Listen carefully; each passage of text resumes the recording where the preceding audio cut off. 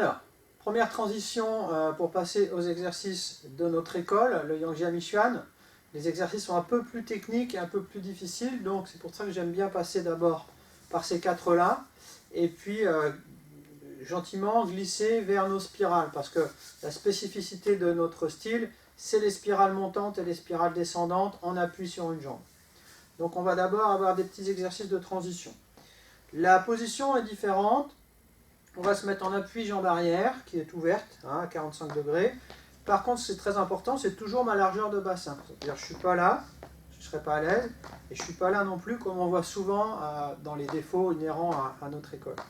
Je suis quand même dans ma largeur de bassin, un pied devant, un pied derrière, pas trop, vraiment position de confort, et la jambe derrière est inclinée à 45 degrés maximum. Il y en a qui vont dire un peu moins, je ne suis pas mathématicien, mais il faut être à l'aise. C'est-à-dire que là, c'est trop juste, et là, c'est trop ouvert, mon genou, il va rentrer. Parce que on va avoir le poids dans la jambe arrière et la jambe avant, ce qu'on appelle nous vide. C'est-à-dire pas de poids dans la jambe avant, mais malgré tout, on va garder le contact du bol du pied. Le bol du pied, il y a un point là qui s'appelle Yangshuan, qui est important de laisser en contact avec le sol. Donc on va garder ce contact. Pour ce faire, on va légèrement décoller le talon. Pas trop, ça c'est pas bon non plus, parce qu'on amène une tension dans les mollets. Là. Très légèrement, de façon à ce qu'il soit libre ici. Donc vérifiez que vous avez votre appui dans la jambe arrière.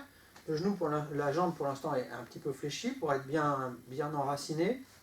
Vérifiez ici que vous pouvez twister sur le pied.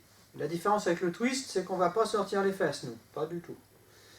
C'est parce qu'on va se relâcher pour habiter un peu plus, investir tout notre poids dans le yin vers la terre de la jambe arrière, que le talon ici va rentrer un petit peu. Et ensuite, je vais remonter sur une spirale. Donc, spirale descendante, spirale montante. Voici une des spécificités de notre style qui n'est pas si facile que ça à mettre en place. Donc, au début, on a tendance à accentuer un peu le mouvement pour bien comprendre. C'est-à-dire que quand je vais en bas, quand je fléchis, le talon rentre à l'intérieur. Quand je remonte, quand je me redresse, quand je tends la jambe, le talon sort à l'extérieur. Donc, quand on est professeur, au début, on a tendance à accentuer un petit peu pour qu'on puisse visuellement comprendre, mais ça peut induire un défaut d'être trop exagéré au bout d'un certain temps.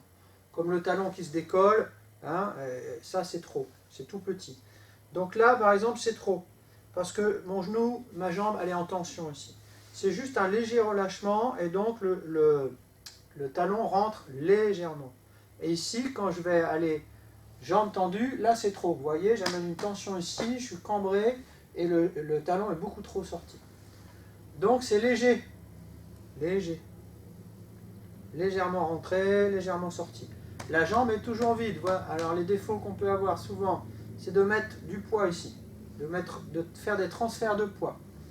Ça, c'est pas bon. Il n'y a pas de transfert de poids. On reste le poids sur la jambe arrière. C'est-à-dire que je pourrais le faire en décollant ma jambe avant. Le poids, il reste sur la jambe arrière. L'autre défaut, évidemment, c'est de rentrer le genou, ici. Le genou, paf, il part. Le genou, il doit rester dans l'axe du pied, toujours. Donc là, il doit rester dans votre botte.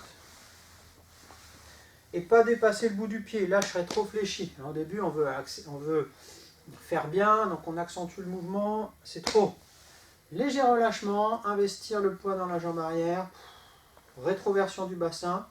Là, le fait d'avoir une rétroversion du bassin, je pourrais monter mon genou, je pourrais donner un coup de pied. Alors que si je suis comme ça ne va pas, j'ai pas d'équilibre. Bien. Donc cet exercice au début, tout seul, sans les bras, sans rien du tout. Spirale descendante, spirale montante.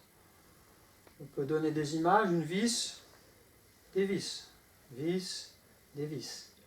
Mais il y a aussi le relâchement ici et la tension ici. Donc le yin, le relâchement vers la terre, le yang, la tension plutôt vers le ciel. Parce que c'est deux sensations différentes. C'est pas comme en gymnastique où on aurait un mouvement vers le bas, un mouvement vers le haut, un mouvement vers le bas, un mouvement vers le haut, dans la même intention d'énergie. Non. Là, le mouvement vers le bas, c'est pas à proprement dit une action, c'est un relâchement. Alors que vers le haut, oui. Là, on met quelque chose. Relâcher, tension. Ok, quand on a compris ça, on peut laisser les bras ballants et on fait la jonction, on fait le lien avec le premier exercice. Hein, le premier exercice, on a vu, on était comme ça. Ben, on va avoir la même chose, mais sur une jambe.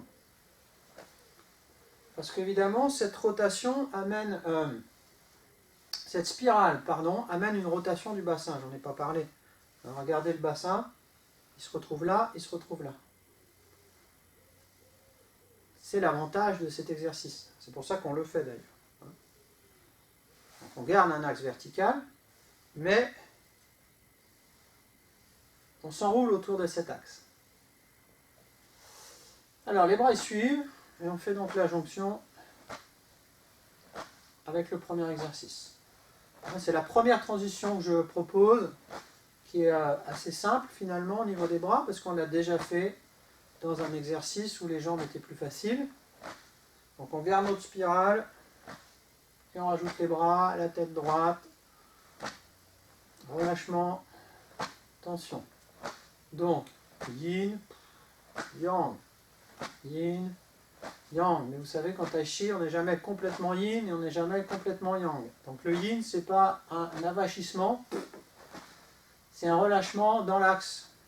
Et le yang, c'est pas une tension, garde à vous.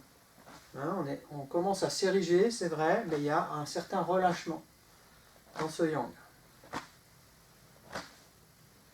Pareil, au bout d'un moment, on monte les avant-bras pour pouvoir battre les flancs et puis venir fermer le poing au niveau du contact avec les reins. Voilà, ça c'est la première transition. Oh.